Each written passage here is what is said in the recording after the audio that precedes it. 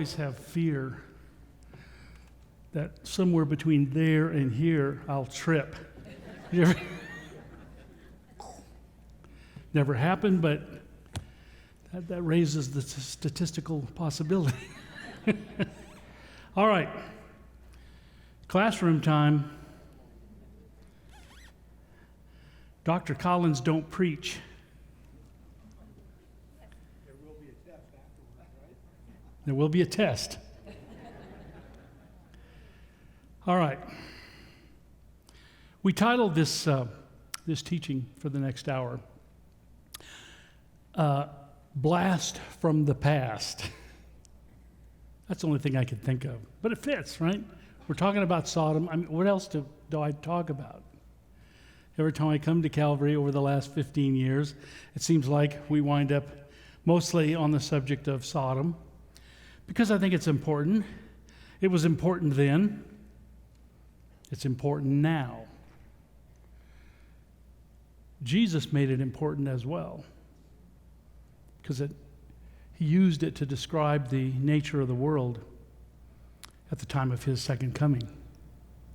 And we'll get into that toward the end.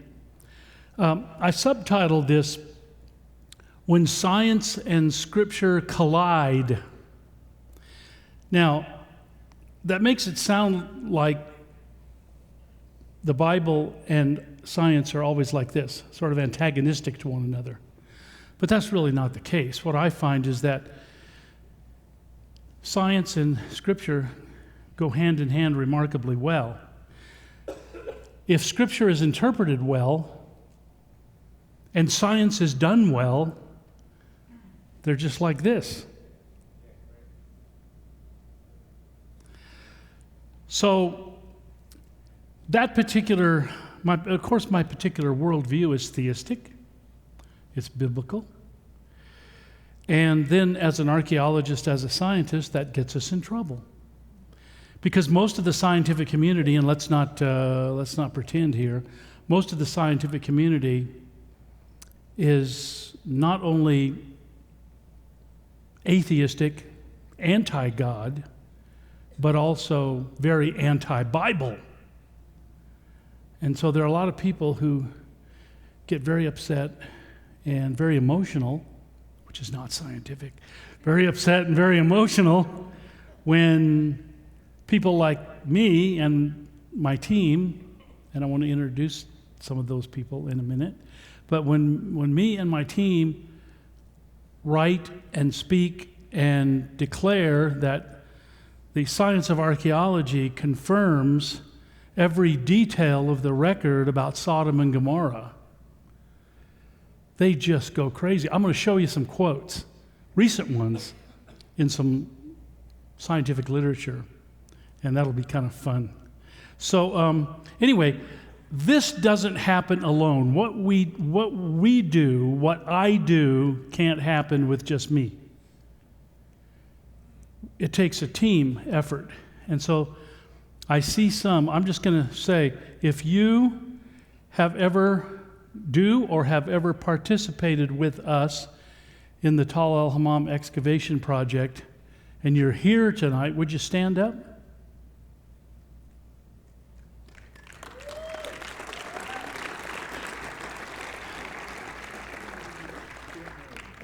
When I come to services, and I'm coming and going in services, a lot of times I see people, quite a few people from Calvary that have been on the dig at least once, some multiple times. And these are the people that really make it happen, because it's a lot of work. We move a lot of dirt, soil, rocks.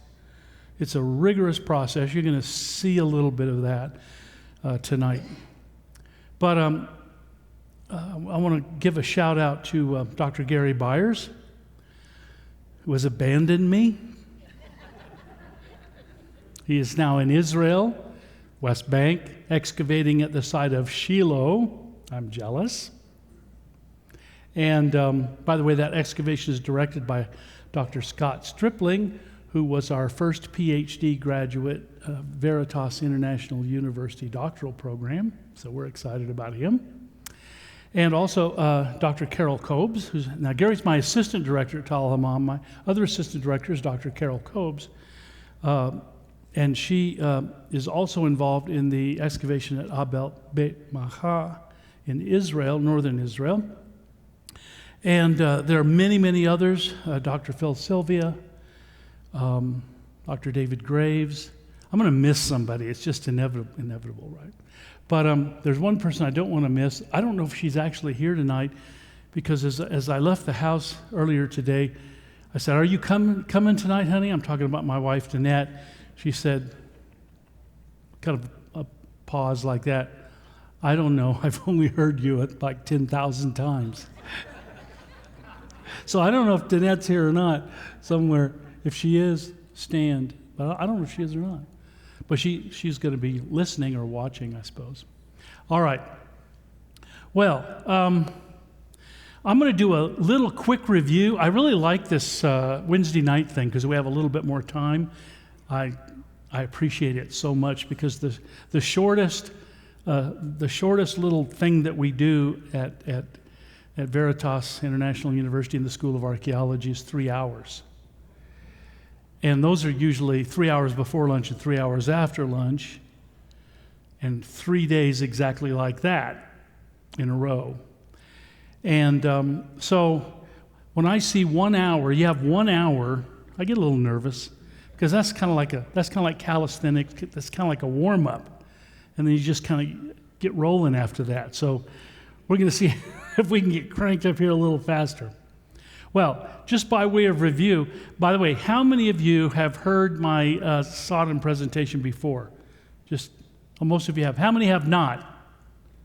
Oh, good, about 50-50. Well, this is for you, the second group, all right? This is a little quickie review to give you an idea about where we've been over the last, actually, I've been working on this thing for 20 years, probably 22 years now. And there are 3 things that we need to do. Let me back up to that one. Right place, right time, right stuff. That's real easy to remember. If you're going to find a lost city that's mentioned in the Bible, or any other text for that matter, you got to look at it from 3 different directions. You got to be in the right place. You got to be in the right time frame historically, and you got to have all the right stuff that's required by the description of the city itself. So let's look quickly at it. What's the right place? I'm going to make short shrift of this. Usually this is what I spend a lot of time on, but I'm going to do this really quickly. This is the location of Sodom. The map for Sodom is in Genesis 13, the first 12 verses. It's the only narrative passage in all of the Bible, really, that is specifically written to take you to the cities of the plain. It uses very specific geographical data points, and the writer consciously is directing you to the city of Sodom. I mean, it's a verbal map, and it's very, very clear. So that's where we started this whole thing. Just to back up just a little bit, back to about 1996, I was taking a group to the traditional southern site of Sodom, and the night before I happened to read the text. I always think it's a good idea, if you're going to do something biblical, that you read the text. I recommend it. And so I read the text, and it just kind of hit me in the face. I'd read that passage many, many times before, but that particular evening, it just boom. And what was the revelation there? The revelation, the insight that I got from that particular reading, and I had to read it 4 times because I couldn't believe what I was seeing. And I said, well, maybe I'm missing something. So I'd read it again and again and again, and here's what I came up with. Everybody was always putting Sodom at the south end of the Dead Sea, and I was about ready to take a tour group over to a traditional side of Sodom. I'd even been in a documentary film that was aired, I think, on the major networks, I think in 1993 or 4, talking about Sodom at the south end of the Dead Sea, like everybody else. But when I read the text, all of a sudden I concluded, and it was very clear, not only was Sodom not at the south end of the Dead Sea, it was clearly north and east of the Dead Sea. How did I miss it? How did everybody miss it? Well, the 19th century explorer scholars didn't, because almost all of them who followed the Bible around, riding on horseback, taking their Bible and just following around to biblical sites, they came to the area northeast of the Dead Sea, and they talked about this is the site of Sodom. Into the 20th century, that kind of got changed around. I'm not going to go into how it happened, but let's just look at what they used. How did they get to Sodom? How did we find the city? Says, now I've cut out a few things here. I've just sort of preserved the geographical data. Kind of cut out the incidentals. All right. Abram came to the place between Bethel and Ai. By the way, Bethel and Ai, where's it? It's 12 miles north of Jerusalem. We excavated Ai for 6 years. Okay, it's 12 miles north of Jerusalem. Lot lifted his eyes and saw the whole plain of the Jordan. It was well watered, like the garden of Yahweh, like the land of Egypt. So Lot chose for himself the whole plain of the Jordan and set out toward the east. Lot lived among the cities of the plain and pitched his tent near Sodom. Okay? Now, in this passage, interestingly enough, the word plain appears 3 times. It's interesting that this word gets into the English translation because the word in Hebrew means anything but. It does not mean plain. It means something else completely. What's that word? It's the Hebrew word kikar. If you go to Jerusalem today, how many of you were in Jerusalem recently? Like real recently, like in the last couple of years? Okay, many people. All right. If you were in Jerusalem and you came to a traffic roundabout, some people love them, some people hate them. You come to a traffic roundabout, but if you look at that sign on the signpost, the name of that roundabout in Jerusalem, what's the name of it? Kikar. Kikar so-and-so, Kikar so-and-so. The word kikar means a disc or a circle. In Scripture, it mostly means a circular flat tortilla loaf of bread, okay, like that. Circular, or it means a talent, a flat circular ingot of metal, a flat disc. Okay, it's the word plain. Well, that plain, guess what, is the alluvial plain of the Jordan, because it's called the Kikar, the circle of the Jordan, which is north of the Dead Sea on the north end. And I recommend in my book there, Discovering the City of Sodom. They'll give you all the details, but where was Lot? In relation to this kikar, this circle, where was Lot? Well, Lot was right there. That's the location of Bethel and Ai. You can see Jerusalem there just to the south. What direction did he go? Remember we just read? And he traveled eastward from Bethel and Ai and pitched his tent as far as Sodom. So he's going eastward. And thus, Sodom is on the Kikar. It's one of the cities of the Kikar, and it can only be in this location. That's it. You have no other options. Now, I have scholars all over the place. They're on the internet, everywhere, who try to take me to task at this point, and they just fall. They have nothing to say. They try, but there's really no argument against this. This is set in stone. This is as solid a hermeneutic as you can possibly put forth on this passage. Now, it also says, if that's true, then Sodom can't be toward the south of the Dead Sea. It's pure and simple. Remember, it's not the Kikar of the Dead Sea, it's the Kikar of Ha Yarden, the Jordan. And the Jordan means what? The Jordan means the descending of the fresh water down the water catchment, the watershed, down the Jordan River, and it dies, the Jordan dies when it reaches the lowest point on the face of the earth, the surface of the Dead Sea, 1,300 feet below sea level. And so that's where it ends, and that's where Sodom was located. Because in that area in the springtime, remember it's watered like Egypt, it's watered like the Garden of Yahweh, it's got a river going through it, but then in the springtime it overflows its banks to several kilometers wide, and as just like in Egypt, just like the Nile overflowing its banks, as the Jordan River would recede in the late spring, they could plant behind the receding waters in the newly deposited silt.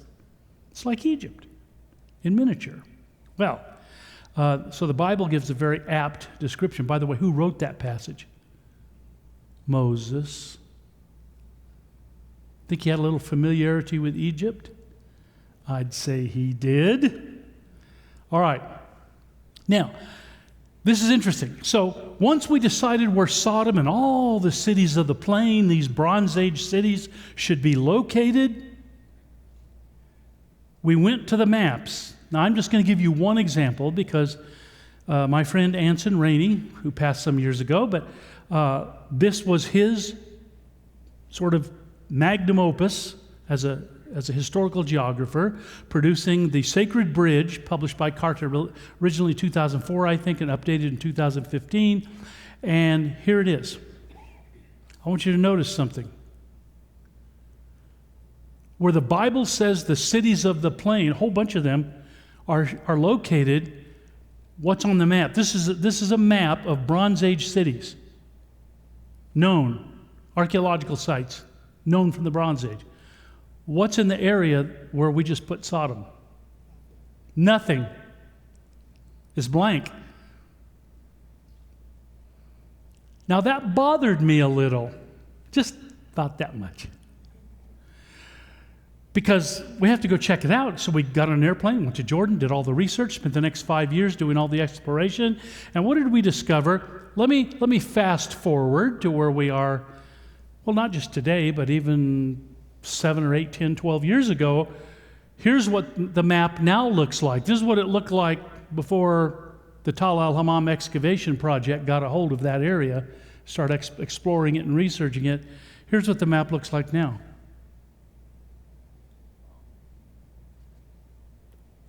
Blank,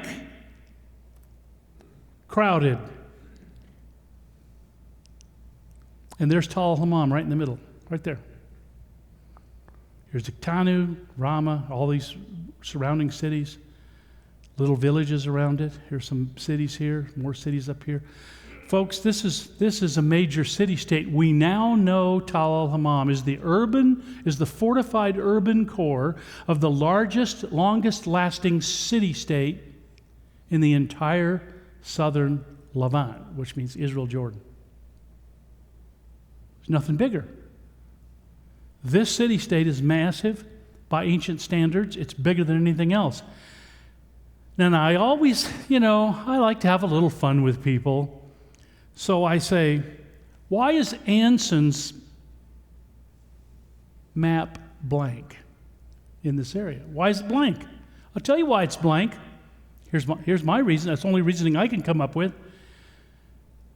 In the past, scholars and archaeologists didn't pay much attention to the Sodom tales, assuming that Sodom and Gomorrah are mythical, didn't really even exist. So they didn't pay any attention to it.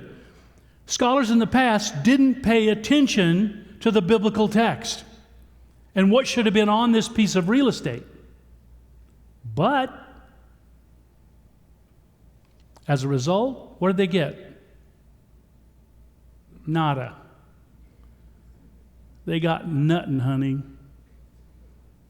Big zero, just like a Cheerio. Right there. Now, that's what it should look like. Why could we come up with this and they could only come up with that? I'll tell you why. Because they didn't pay attention to the biblical text. They didn't look for the city of Sodom and they didn't find it, and their map is blank. But we paid attention to the biblical text.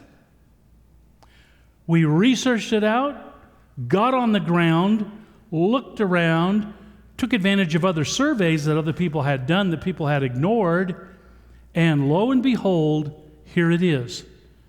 We found the cities of the plain because we took the biblical text seriously. They didn't, and they didn't find anything because they didn't look. We took the biblical text seriously, and we found all of that. So there it is. So, I think even at this point we could say it's probably not a good scientific idea to ignore the Bible. Because if you ignore it, you might just miss some very important information geographically, historically, and other things. All right?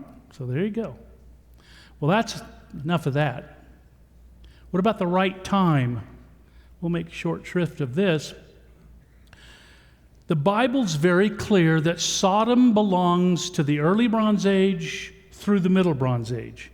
I'm not going to go into all the whys, but culturally and every other way, that's where Sodom belongs. Genesis 10, which takes us back to the first urban centers, the first fortified urban centers in the Near East, takes us back to the early Bronze Age. We know when that happened. It happened in the early Bronze Age.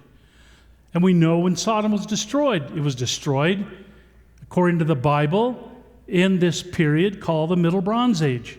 I'm not going to tell you how we know that, but just take my word for it at this point. Okay? But let me show you. That's the early Bronze Age where the Sodom tales start, all the way through the Middle Bronze Age and the career of Abraham, who then goes a little bit beyond the destruction of Sodom itself, of course. That's the time frame for Sodom and the cities of the plain. So if we go looking for cities and digging cities, these are the archaeological periods we want to find in the strata as we excavate them. If we don't find this, we don't have Sodom. If we find this, it's another indicator that it just very well may be Sodom from the Bible and the cities of the plain. So that's important. What's one way we get dates? Well, the most important way we get dates is by pottery, ceramics. Ceramics. That's my expertise, Bronze Age ceramics. So we look at the pottery and I can tell, it's Middle Bronze 1, 2, 3, Intermediate 1, EB 1, 2, whatever it is. We say, that's when this was made. The ceramic assemblage in the layer of dirt we're digging will tell us what the archaeological period is. But here's another way we confirm it, radiocarbon dating. We pick seeds, we try to get short life samples. Short life sample, we mean something that grew in one season, like barley or other kinds of grain, twigs, okay? So we pick those out from the strata we're excavating, and we save those, and it goes to different laboratories that do radiocarbon dating, and it comes back with raw data like this. This particular sample dates to 1700 BC plus minus 50 years, which gives us a range for the destruction of this particular city that we believe is the city of Sodom. So that's how we do that. And then the right stuff, right place, right time, right stuff. What's the right stuff? Well, how about a big city? I mean, Sodom, you need a big city. It's a big anchor city, city-state. Here's Tal Hammam. Now, you can see, hope you're seeing my cursor. Okay. You see the slope of the ramparts here? This is the upper city. The lower city goes around it. Here's the rampart slope of the lower city. So you can see how huge this place is. And you can see the Jordan Valley, the well-watered plain of the Jordan. Here's the north end of the Dead Sea. The Jordan River runs right here. You can see the Judean hills in the distance. So there it is. This picture was taken from just up the scarp, moving up toward the highlands. So the edge of the Kikar is right where that road goes. That road right there marks the edge of the Kikar, and that is the ancient roadbed for the ancient highway. Now, just quickly through the excavation. This is excavating into the palace of Sodom on the upper city. We actually excavated a piece of the other end of it in the 2020 dig season. We now know that the footprint of the Sodom palace is slightly larger than the footprint of the White House. So it's pretty substantial. Now, it doesn't have as many living square feet on the inside because the exterior walls are about 6-7 feet thick. Okay? But it's big. It's a big piece of architecture. Here's some more looks at it during one of the seasons. Here's a drone shot. We were the first archaeological excavation in Jordan to actually legally, use a drone Oh, I wish I had time to tell that story. Well, I'll tell a little bit. We got time, a couple of minutes. Don Harms, one of our volunteers, just one of our volunteers, back in 2020, he was going to come early. Gary and I had already arrived, several days before the dig would start. And so we're in the hotel. We walk into the hotel, and here's Don Harms. He came the day before. He comes out to greet us. We say, "Hi, Don, how you doing, buddy?" Back slapping and all that stuff and hugs. And he says, "Guess what?" "What?" "I brought a drone." "You what?" Now, all the other archaeological excavations have been trying to bring drones into the country for a long, long time. And some of the ones that tried years ago, their drones are still sitting in customs at the airport. After years and years, they can't get them in. Why? Because it's illegal. You couldn't bring drones in on a regular excavation. Now, you might for a movie or something like that, you pay enough, you can do anything, but no digs were able to use them. And so all of a sudden, we said, "Well, how in the world did you do that?" He said, "I'll just carry it in my carry-on bag." They x-rayed it, scanned it, checked it through, and that just went on through. And we're just going, "No, this cannot happen." I mean, I've just had little things, a little accidental pair of nail clippers or something, and you get caught. You brought a drone? Now what are we going to do? We now have illegal contraband in our possession. What are we going to do with this drone? Well, we had to fess up. So I went to the Department of Antiquities, and I told the Director General, "We have a drone." "How'd you get into the country?" "Never mind, it's in the country. We have a drone." Here's what we negotiated. We're going to donate the drone to the Department of Antiquities. Okay, I'm going to give it to you. We're also going to write a drone protocol for us and for all the other digs who might want to use it, because it involves the military. I mean, to use a drone, you have to have military attaché there on the site. And so we went through all these hoops and got all this. And so for 6 weeks, we kept waiting for news. Are we going to get to fly? Are we going to get to fly? Are we going to get to fly? On the last day, what we call photograph day, where we photograph all the final excavation. The day before the last day, we got word the military's going to come out with the drone tomorrow. And we flew the drone. And we got lots of great pictures and video footage and all that stuff. Well, anyway, now we have a drone, and it's there, and other digs. In fact, the American Center of Research in Amman actually tested our drone protocol, and they got it, and they flew it. And we also told the DOA, you can charge whatever you want for the use of the drone, but you can't ever charge us, because just remember, we're the ones that gave it to you. So that's in the contract. So anyway, drone for the first time. All right. Other things we dig up. Tens of thousands and hundreds of thousands of pieces of pottery. A certain select few of those, mainly rims and handles and bases and decorated pieces, get collected as what are called diagnostics. They tell us about it. All the stuff you're seeing here is a Middle Bronze Age.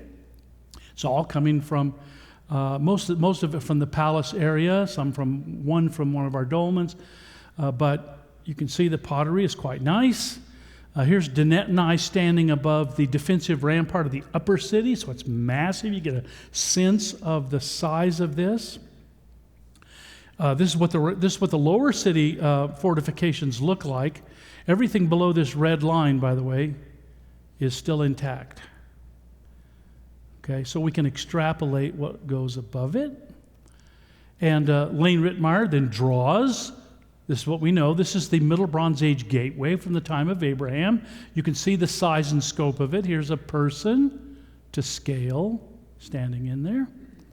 And here's what it looks like. It's a pillared hallway, very much like the pillared hallways of the Aegean world, of the Minoan world, of the Mediterranean. That's another story. Here's a picture of the inside the city wall with a Middle Bronze Age house. And there's what the city looks like.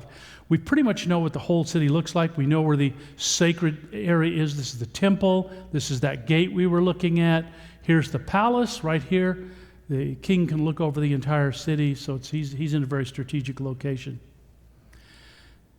Let's jump to the right story. I gave you the first three: right place, right time, right stuff. But there's a little thing that Dr. Sylvia added to this, the right story. And we're talking about the destruction of the cities of the plain. And that's what has caused such a big, forgive the term, explosion in the media and in the scientific community. And it hasn't been pretty. All right, still going on. But I'm going to show you what happens when science and Scripture come together, how some people react, how some archaeologists and scientists react. Now, let's just read the text. Genesis 19, 24 and 28 to 28. Then Yahweh rained down on Sodom and Gomorrah burning stone. And now, your Bible probably says sulfur or brimstone. That Hebrew word goprit has a lot of meanings. It can mean lightning. It's translated in the Old Testament several times, lightning. Basically, it means divine fire. That's what it means, divine fire. Well, how did it get to be sulfur or brimstone? That's a whole other study, but trust me, it means burning stones. In fact, when the Quran, when the Islamic Quran picks up on the story of Sodom and Gomorrah 15 times, how do they, and they pick it up out of the Bible, how do they translate this word? They translate it as burning stones. God threw stones and fire out of the heavens upon the cities of the plain. Well, anyway, so that's why I always translate it like that. So God rained down on Sodom and Gomorrah burning stone and fire from Yahweh out of the heavens, and he utterly destroyed. By the way, it also says in that word translated, I translated utterly destroyed. In your text, it might say overturned. I mean, you think of a pancake on a griddle, right? With a flapjack flipper like that. That's what the word literally means, to overturn. Now, some people have said, well, then how can you find Sodom? It must have been an earthquake and then it slipped off the wherever it was and flipped over and whatever. No. It's a metaphorical word. Just about that same word is used throughout the Old Testament for every kind of destruction. When one army utterly destroys another army, what word is used? Same word. They overturned them. They utterly destroyed them. That's all this means. It doesn't have anything to do with physically turning anything upside down. All right.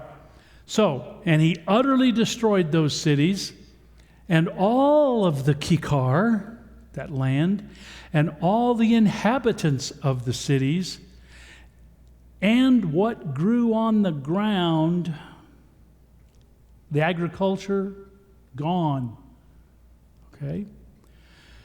But Lot's wife, lingering behind him, looked back. But Lot's wife, lingering, looks back. She becomes a pillar of salt. How does that happen? Well, maybe I'll tell you, maybe I won't. 12, 15 years ago, I couldn't tell you. I would just say, I don't know. I don't know the answer to that.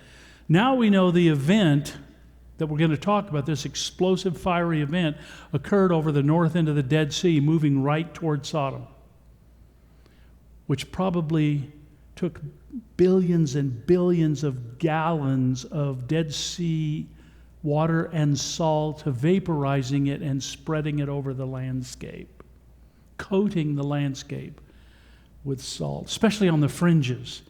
She was probably already on the fringe. Lot had gone on ahead. She was lingering behind. She turns and looks Well, I don't know what was in her mind, but she turns and looks back to the city of Sodom, and the explosion occurs, and guess what? She's covered. Like the landscape, and there she is, there's the landscape. Whoop, there's Lot's wife. Everything's covered with salt, right? And we think that's what happened. And because Dead Sea salt is highly soluble, would take a rainy season or two, would all be washed away. All right.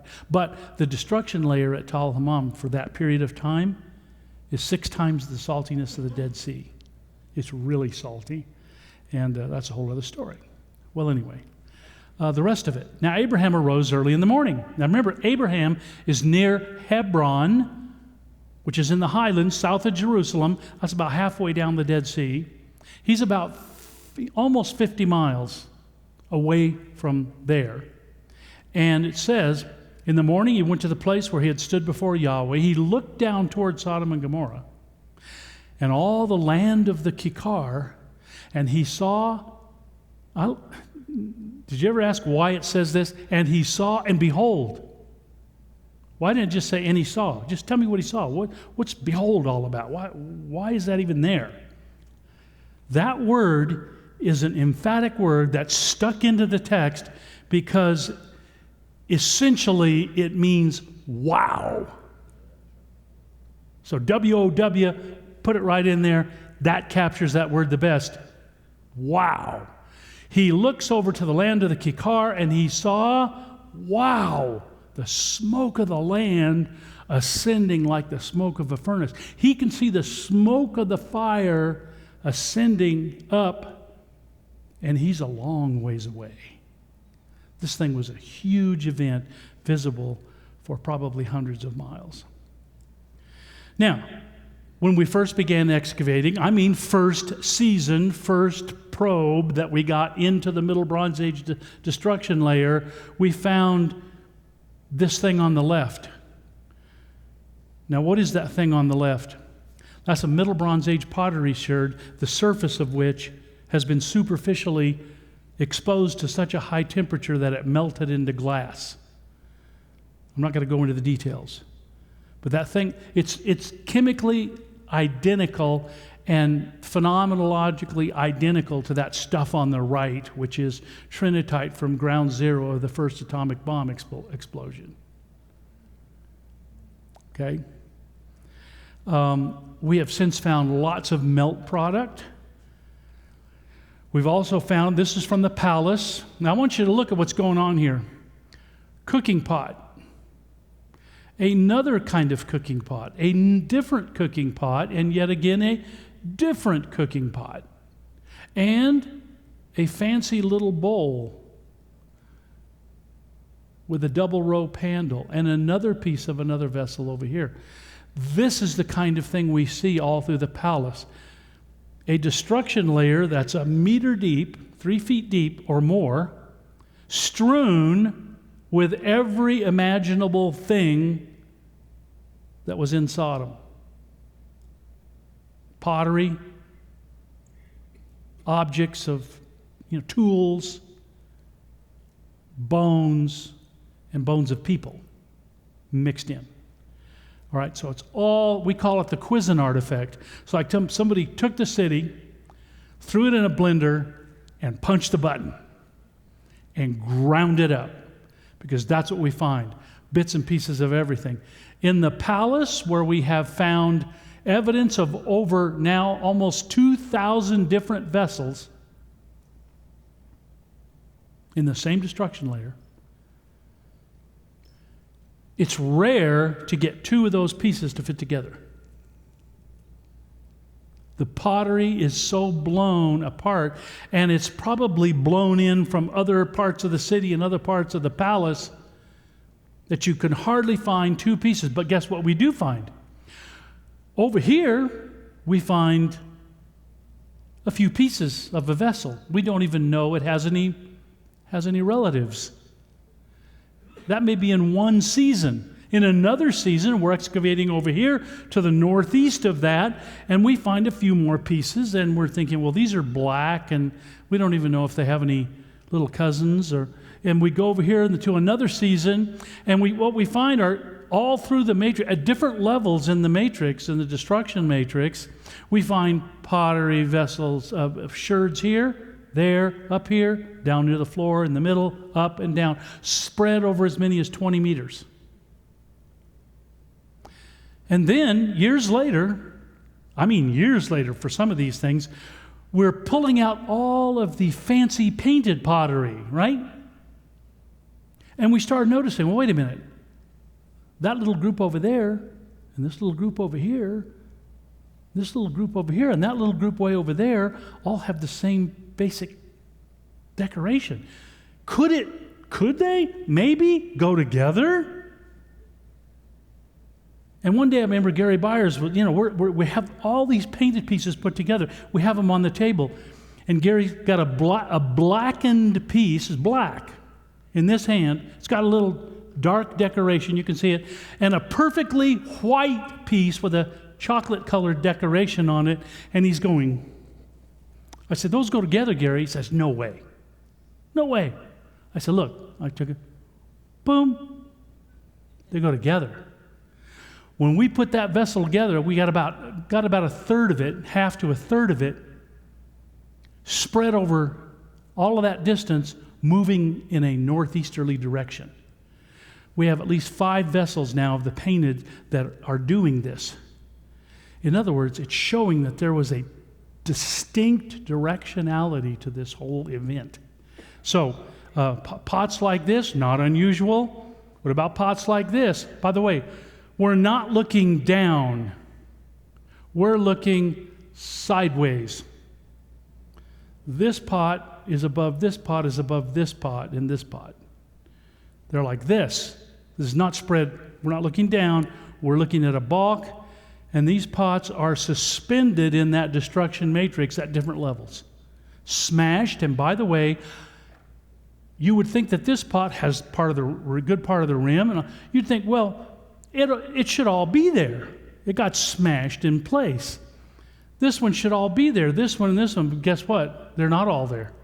None of them are even half. The rest are somewhere else. But you see that even the grain from some of these jars, this is a cooking pot. Some of the grain is there. So these things are strewn and mixed into the matrix. And I have some other exciting shots of vessels off the floor, smashed up against southwest facing walls. Smashed like that. I can't show those to you because we haven't published them yet. Okay, so there we are. Just give you some idea of the destruction. This saddle kern right here, get a different view. That saddle kern is about a 400 kilo, that's a big heavy stone, that was flipped over to the northeast. This is the grinding surface, and the grain that used to be on it was spilled on the floor and with some vessels smashed up against the southwest facing wall just about in that direction, about a half a meter. But look at all that destruction right there. That's the floor. Look at all these pieces of pottery. And it's all strewn across the floor. It's really amazing. Here's a wall from the lower sea. Do you see this wall? The bricks perfectly intact, yet where are they? They're leaning. Guess what direction that is? It's northeast. It's been pushed over to the northeast. That's coming right off a Middle Bronze Age foundation. By the way, it's the only piece of mud brick construction we found preserved from the lower city, from the Bronze Age, from the Middle Bronze Age, right there. We found this piece. Well, it looks like a dirt clod. Until you clean it up. This is right out of our season 19 report. What is it? It's a melted mud brick. Look at the bubbles. It's been melted. This is melt. These are little vesicles that have exploded because of off-gassing as it melts. Okay? We're talking about an event that generates a significant amount of heat. Here's the destruction layer right there. Everything above that red line is later. It's like Iron Age. Everything below that is the destruction matrix. So here's the floor. Look what's on the floor. Stuff. And what? Stones, kind of hanging out there in midair. And you can see it all around. And here's some charred stuff. Here's some more char near the floor.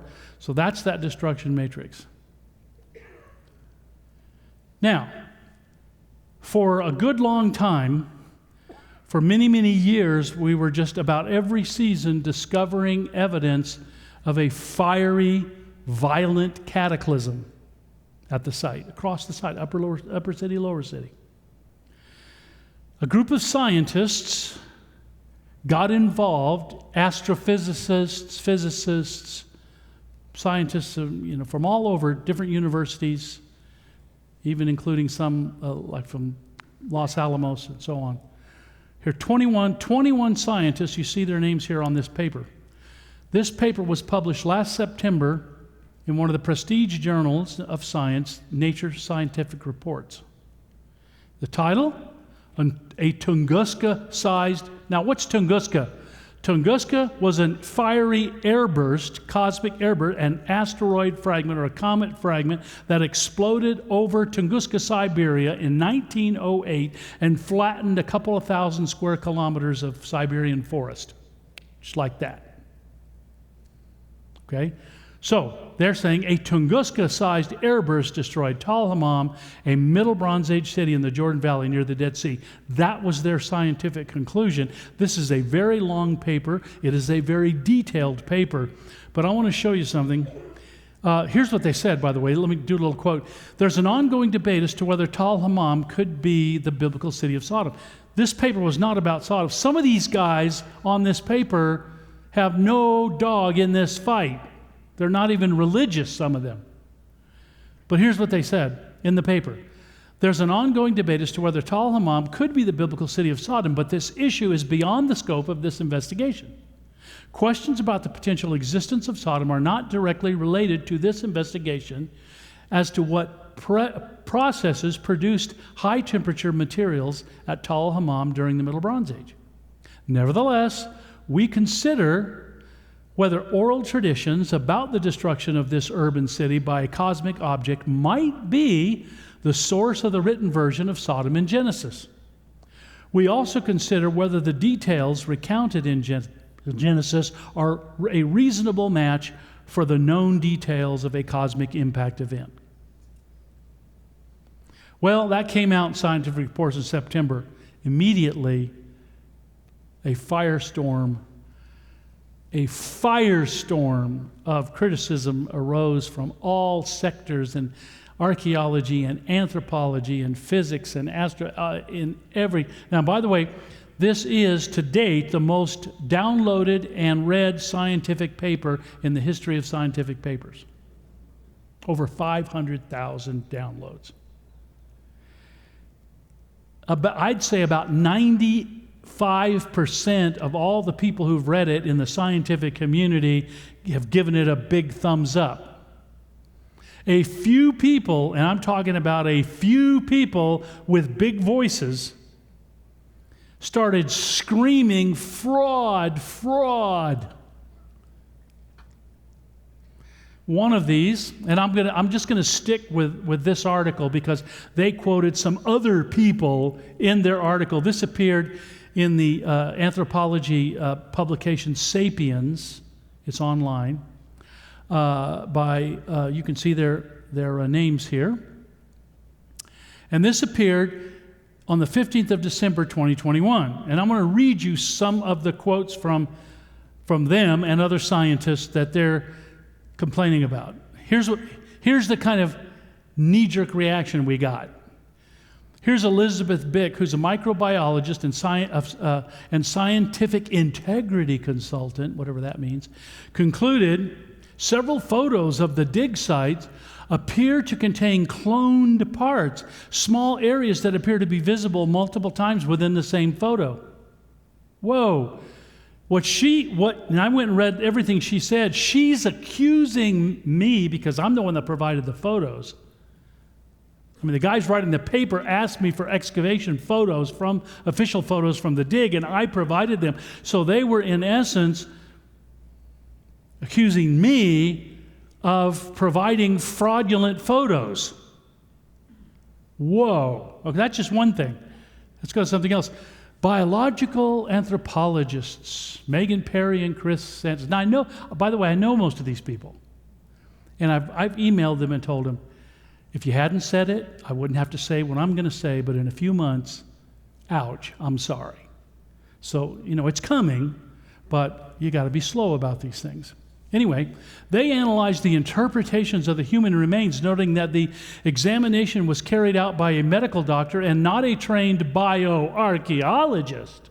By the way, that medical doctor not only has an MD and a lifelong practice, he also holds a PhD in experimental pathology. You know what you do in experimental pathology? Don't ask me. I don't know. I think you break things on purpose. I don't know. But anyway, according to Perry, MDs, any MDs? You're about to get slapped here. MDs may know the basics of anatomy, you stupid people. But they generally are not experts in interpreting bone taphonomy or distinguishing between antemortem, perimortem, and postmortem trauma. That's one of the stupidest things I've ever heard. Go to your nearby coroner's office and ask them if the person doing the autopsy is a trained bioarchaeologist. No. He or she is what? An MD. Oh, we can't trust them anymore. Right, according to this. Is that crazy or what? Anyway, yeah. Anthropologist Matthew Bollinger identified a serious flaw with the radiocarbon dates. The dates reported reflect the a priori assumption that all the 14 sea dates must represent a single event and not as presented a test of whether the dates do represent a single event. This is the definition of affirming the consequent and its bad science. Whoa. What did they just accuse me? That's where it falls back on me because I'm the one and my team, my scientific team, another scientific team that does the radiocarbon. Listen, we know the destruction layer. It's the same destruction layer. It's not multiple destruction layers. It's the self-same one as the pottery vessels I just talked about prove. It's the same one, and all of these radiocarbon dates that they looked at all came from one place, the palace. One layer, one place, one building, one moment in time, and these people have never been there. They've never seen it. They've never seen anything. And they're telling me, they're preaching to me, they're trying to tell me that we're somehow out to lunch. Very interesting. Here's another thing to say. Condemnation of this paper, and by the way, by just a handful of people, of this paper's findings share one common element. Critics assert the data were made to fit a single hypothesis that Tal Hammam is biblical Sodom, even if the authors only dangle that connection in their articles and are careful not to make a direct claim. For Steve Collins, the project director at Tal Hammam and his team, the exercise of proving Tal Hammam is Sodom is the entire point of the endeavor. As if that's somehow a criticism. Okay, it's my entire point, right? I've done 15 presentations at ASOR over the past 15 years about our site. Only in one of those presentations did I ever use the word Sodom or even mention it. Here's one paper published in, this is a peer-reviewed journal, Rosapat of the Sapienza University of Rome, in the volume Conceptualizing Urban Experiences, Tel Es Sultan and Tal Hammam, Early Bronze Age Cities Across the Jordan. Here's my contribution to that paper, a rather long article. Tal Hammam, City-State in the Early Bronze Age, Population and Demography, Economy and Social Organization, Trade and Connectivity. I don't mention Sodom in this entire article. Here's another one, just published in 2020. This is published in New Horizons in the Study of Early Bronze 3 and Early Bronze 4 of the Levant. published by Penn State University Press. Here's chapter 15 from me. Early Bronze 3-4 fortifications and gateways of Tal Hammam, data interpretations and insights from 12 excavation seasons. It's not about Sodom at all. I only talk about Sodom. The whole deal is Sodom. Everything is Sodom. No, it's science. You deal with the site, which you do the history, you do the archaeology. That's what we do. In other words, these people have absolutely no concept. They don't even read well or read far. You know, they're like this. The outcome now, they're going to accuse us of pseudoscience, but I want you to watch this. The outcome of this pseudoscience is viral clickbait that resonates dramatically and rapidly outside of academia with the dumb people like you. That's what they're saying. These are non-archaeologists. Yeah, it'll resonate out there with Christians and people who believe the Bible, but, they don't count. Now look at this. Regardless of any slow, measured, evidence-based pushback that would occur in traditional academic discourse. Wait a minute. Not one thing that anybody said from September up to this point has been well studied, slow, and measured. Listen, it took our guys, our Comet team, 6 years of research to publish that paper, and these people are already slamming stuff out within just a few months, and they're criticizing stuff they don't know anything about, they've never seen. Well, I got to cut to the chase because we're running out of time. In February 2022, what was their goal? All this stuff. What was their goal? Their goal was to get the paper retracted because it somehow supported the Bible. They wanted it retracted. In February 2022, after several months of rigorous re-review, and it was tough, the Nature Scientific Reports article on the Tal Hammam airburst was reaffirmed by the editors and remained published, with some minor edits by the authors. It was never retracted. By the way, we sent them all the original untouched photographs.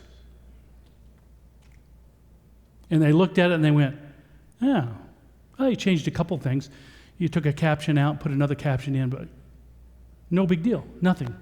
Okay, well, all that went by the wayside. I will say this, another article with more airburst evidence from Tal Hammam is already being written. It's coming, as are numerous refutations of all of these knee-jerk, I call it knee-jerk nonsense, flooding the internet. And that's mostly where it is. It's not in scientific journals. It's not in scientific papers. It's just stuff people throw out on the internet. And I'm just sitting back and taking it all in, trying to remain calm. And at a point, by the way, this is just fun. In March, in the same Scientific Reports journal, look at this. Hopewell airburst event about 1,600 years ago destroyed the Hopewell culture in the eastern and north central United States. Another airburst event. Oh my goodness. And guess what? If you jump down to the bibliography of this scientific paper, you will see that these are our guys, these are our guys, and these are our guys. 3 times. In other words, everything they quote for this article about airburst and proxies of airburst and what you find with an airburst are papers in the PNAS, the Proceedings of the National Academy of Sciences, by the guys who wrote our paper. Okay? There you go. I just thought that was fun. Well, there's other stuff, but I want to cut to the conclusion. By the way, here's the size of the Tunguska event superimposed over the north end of the Dead Sea. Right here is Tal Hammam, Jericho. There it is. This was a violent event. Now, why did God destroy Sodom? I'm going to end with this. Might go over a little bit, but hey, it's Wednesday. Behold, this was the guilt of Sodom. She and her daughters were arrogant, overfed, unconcerned, but she did not help the poor and needy. They were haughty and did detestable things before me. Therefore, I did away with them, as you have seen. How could they have seen it? Because Sodom and the cities of the plain were just a short walk from Jerusalem down in the valley. They could have had a Sunday picnic over there and seen the destruction. All right? Here's Luke. The second coming of Jesus, and that's the context of Luke 17, will be the same as in the days of Lot. People were eating and drinking and buying and selling and planting and building. But the day Lot left Sodom, it rained fire and burning stone from heaven and destroyed them all. Well, if one is real, the other is too. Jesus is coming. Yeah.